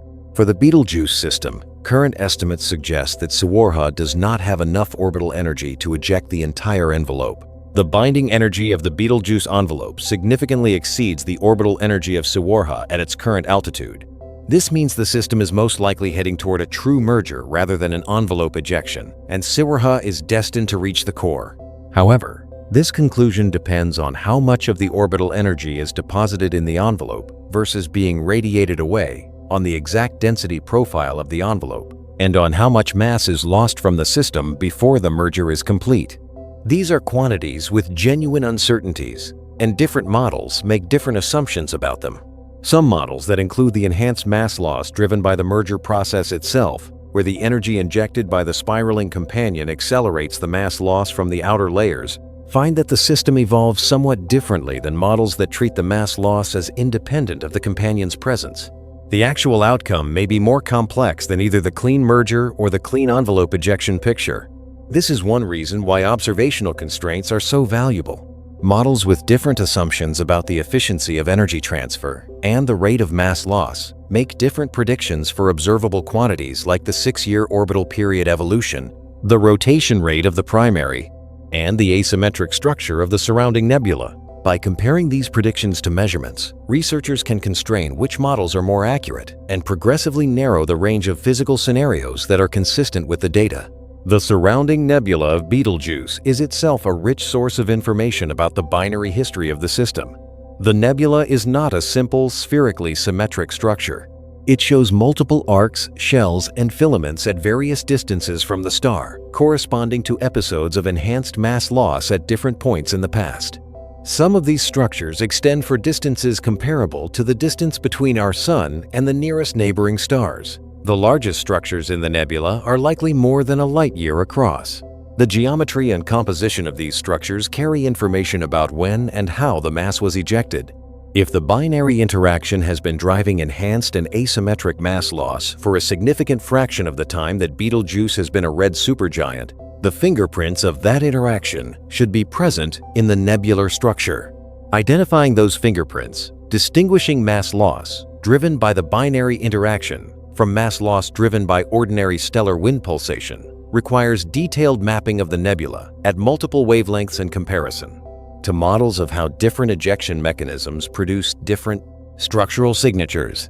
Infrared observations are particularly valuable for this purpose because the cool dust in the outer nebula radiates primarily in the infrared. Space-based infrared observatories like the now-retired Spitzer Space Telescope and the current James Webb Space Telescope can map the thermal emission from this dust at high sensitivity and resolution. The James Webb Space Telescope, with its unparalleled infrared sensitivity and angular resolution, is capable of revealing structure in the Betelgeuse Nebula at a level of detail that previous instruments could not achieve. Future observations with this telescope focused on the extended nebular environment of Betelgeuse could provide significant new constraints on the binary history of the system. Radio observations complement the infrared data by tracing the distribution of gas rather than dust. Molecular species in the outer envelope and surrounding nebula emit at characteristic radio frequencies, and mapping these emissions reveals the kinematics of the gas, how fast different regions are moving, in what directions, and with what density. The Atacama Large Millimeter Array, a network of radio antennas in the Chilean desert that functions as a single large telescope through interferometry, is capable of mapping the molecular emission around Betelgeuse at spatial resolutions comparable to those achieved in the infrared. Combining infrared, radio, ultraviolet, and visible light observations of the system provides a comprehensive multi-wavelength picture that captures different aspects of the physical processes at work. Each wavelength regime is sensitive to different components of the system: the visible photosphere of the primary star, the hot chromospheric layers above it, the cooler molecular envelope extending outward, the dust component of the surrounding nebula, and the large-scale atomic gas distribution. Taken together, these observations build a three-dimensional picture of the system that is far more informative than any single wavelength could provide. The ambition of modern astrophysics is exactly this: to use every available tool, every available wavelength, every available technique to extract the maximum possible information from the objects we study. Betelgeuse, with its combination of proximity, scientific importance, and observable complexity, is an ideal target for this comprehensive approach. And the timing of the current phase of the investigation is significant. We are at a moment when the key questions about this system are answerable with existing and near-future instruments.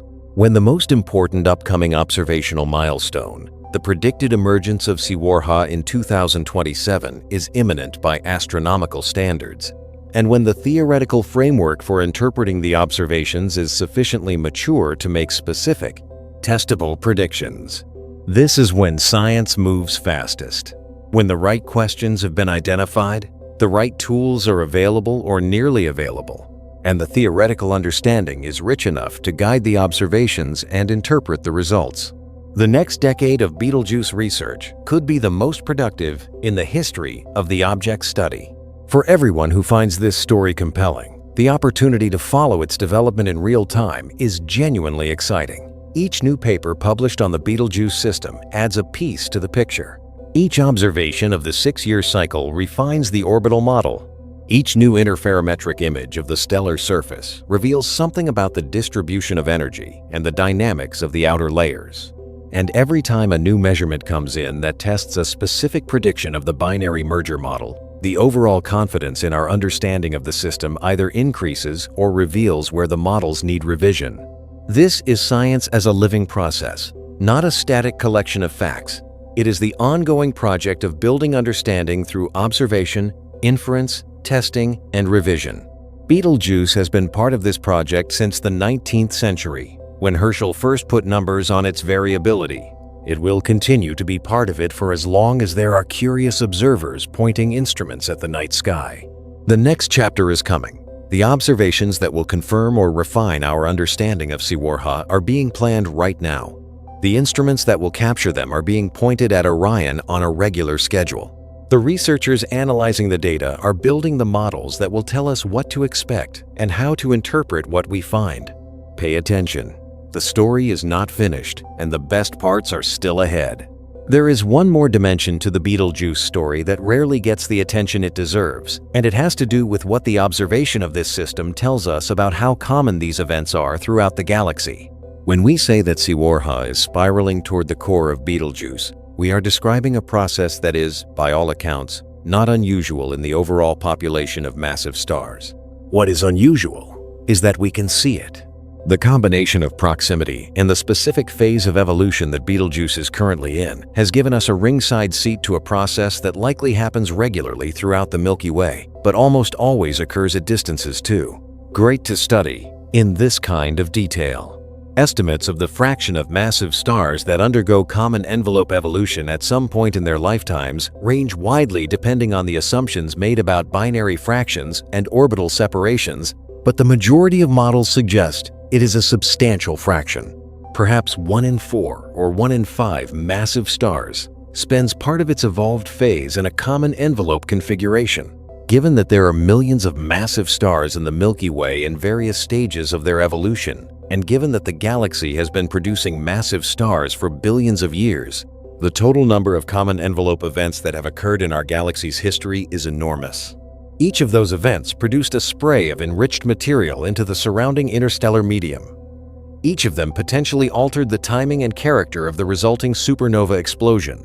Each of them contributed to the long history of stellar recycling that has progressively enriched the galaxy with the heavy elements needed for chemistry, planets, and life.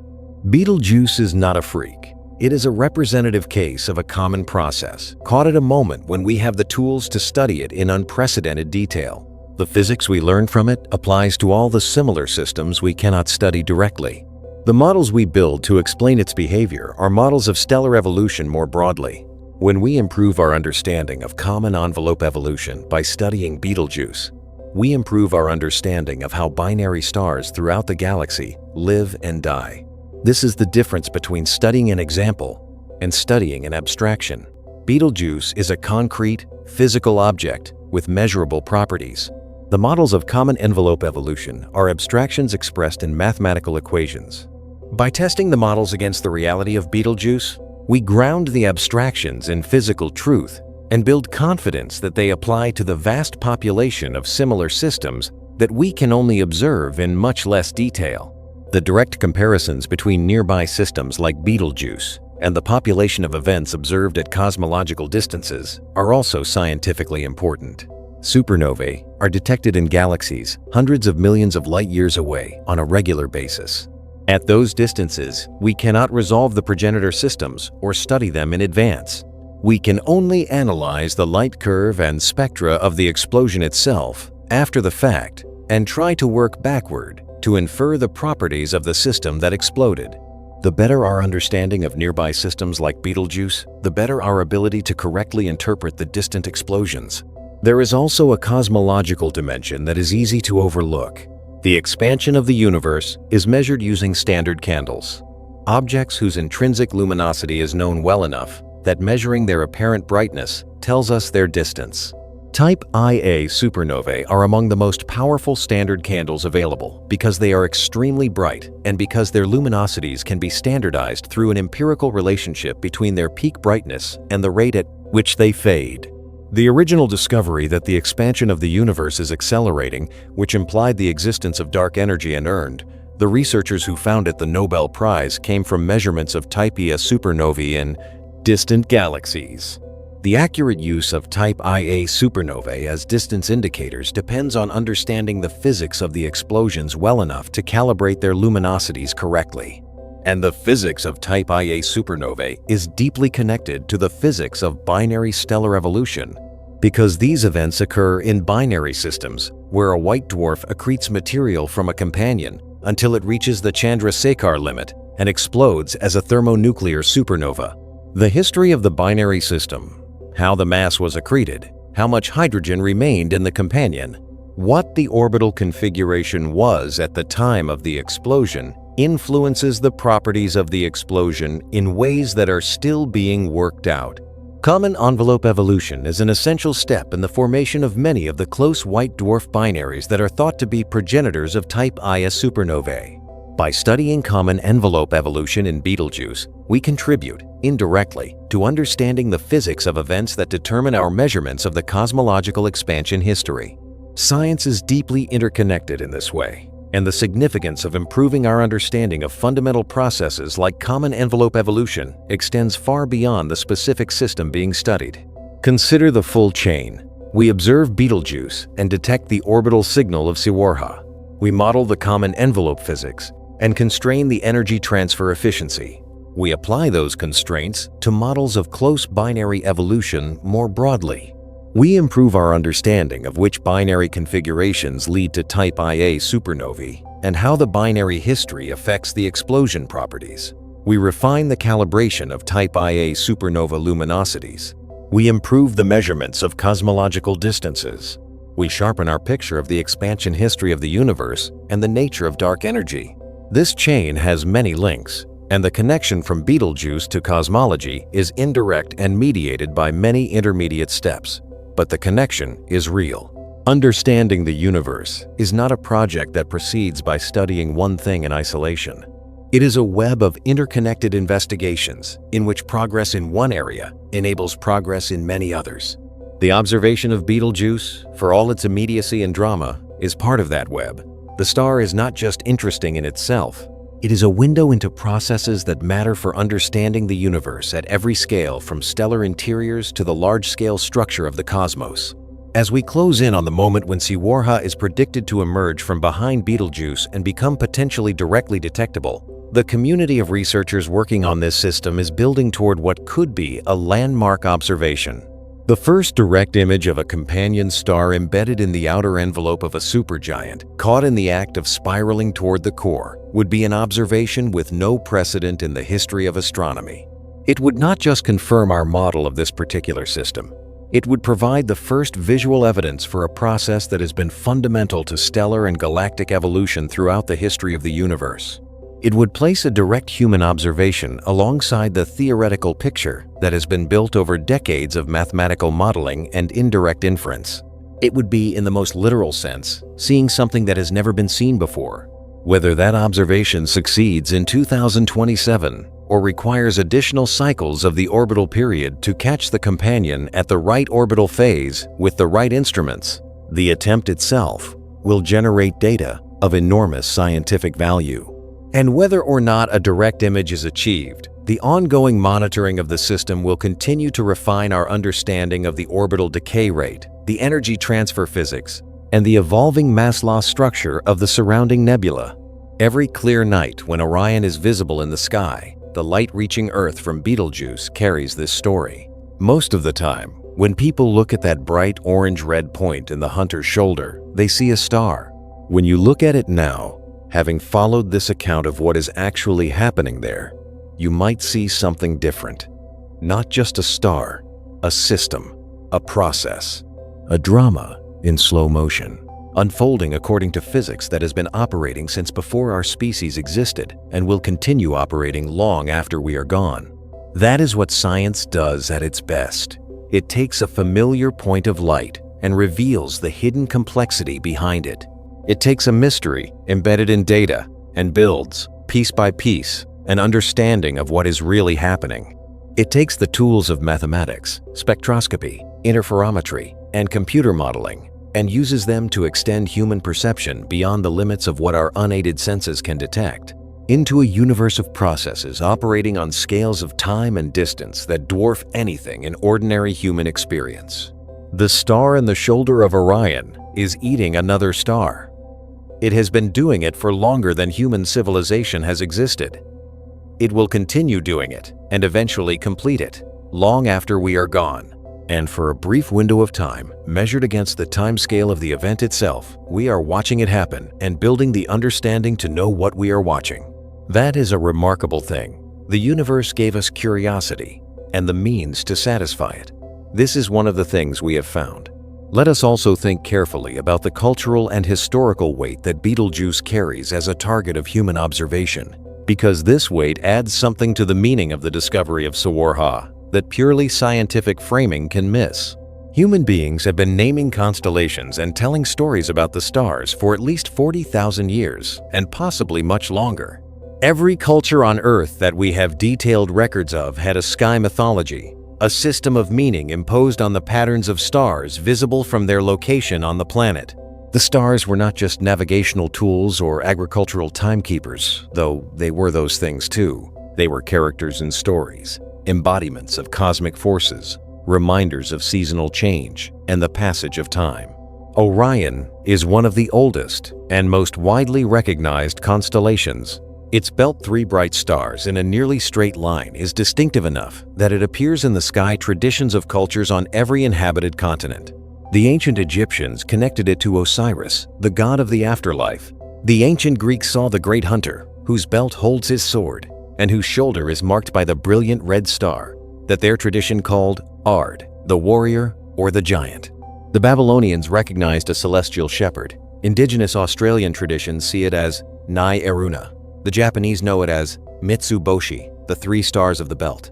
In regions of South America, indigenous sky watchers oriented their ceremonial calendars by the position of this constellation. Betelgeuse has been part of this global conversation about the night sky for as long as the conversation has been happening.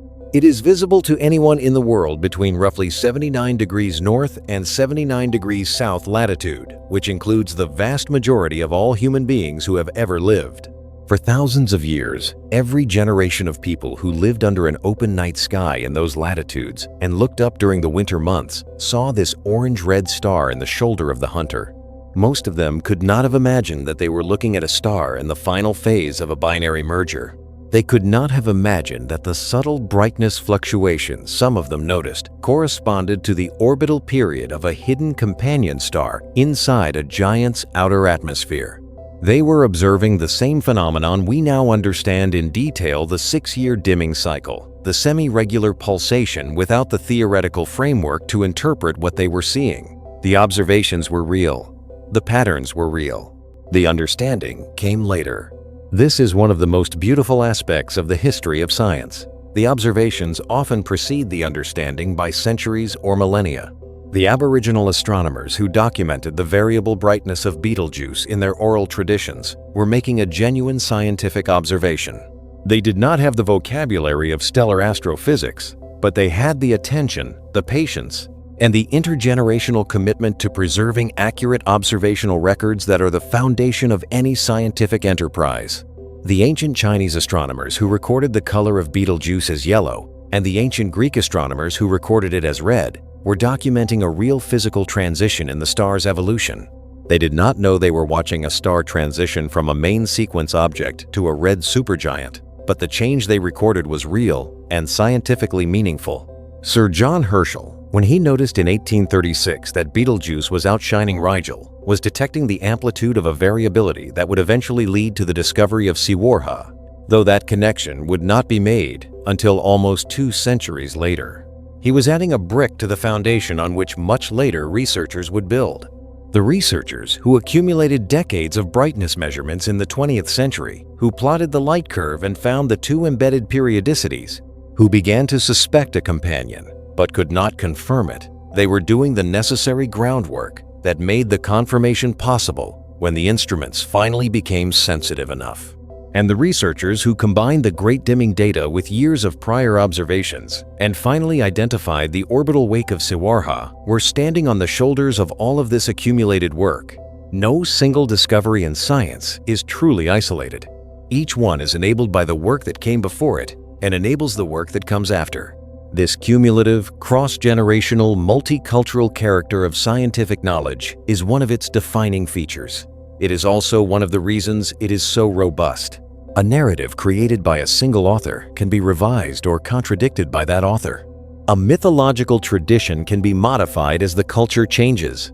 But a pattern in nature, observed independently by many people across many centuries using many different methods, eventually reveals itself with a clarity that cannot be dismissed or reinterpreted away. The existence of Siwarha, the companion embedded in the outer atmosphere of Betelgeuse, is a fact about the physical world. It was always a fact, from the moment it entered the common envelope. It was part of the universe, before anyone observed it, before anyone suspected it, before anyone named it.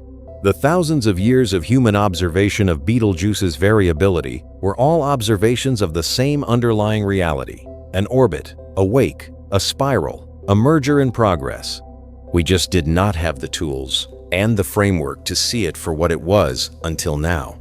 That the universe works this way, that patient observation of phenomena we cannot initially explain will eventually yield, with sufficient sophistication of tools and theory, an explanation that unifies and accounts for all the observations, is one of the deepest and most encouraging things we know about the project of science. The universe is not arbitrary. It follows rules.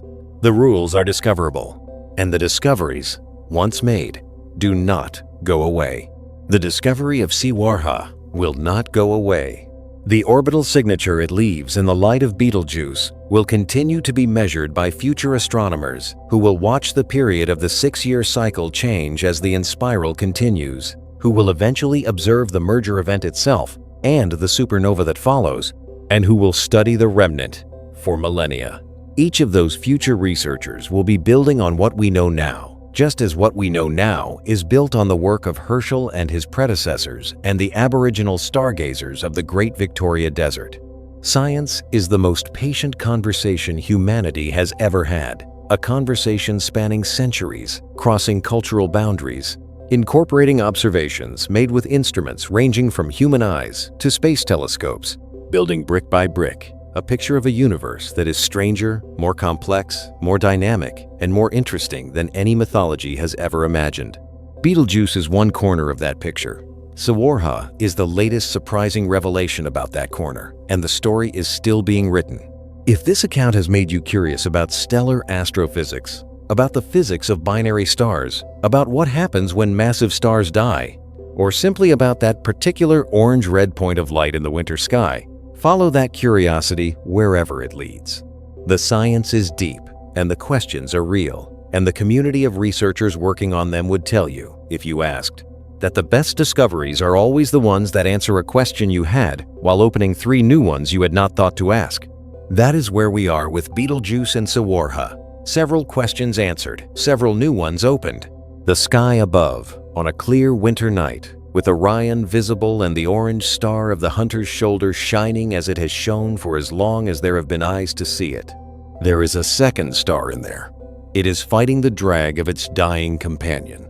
And sometime in the future, we cannot say exactly when, but we can say with confidence that it is written into the physics of the system, it will reach the end of its spiral, and everything will change.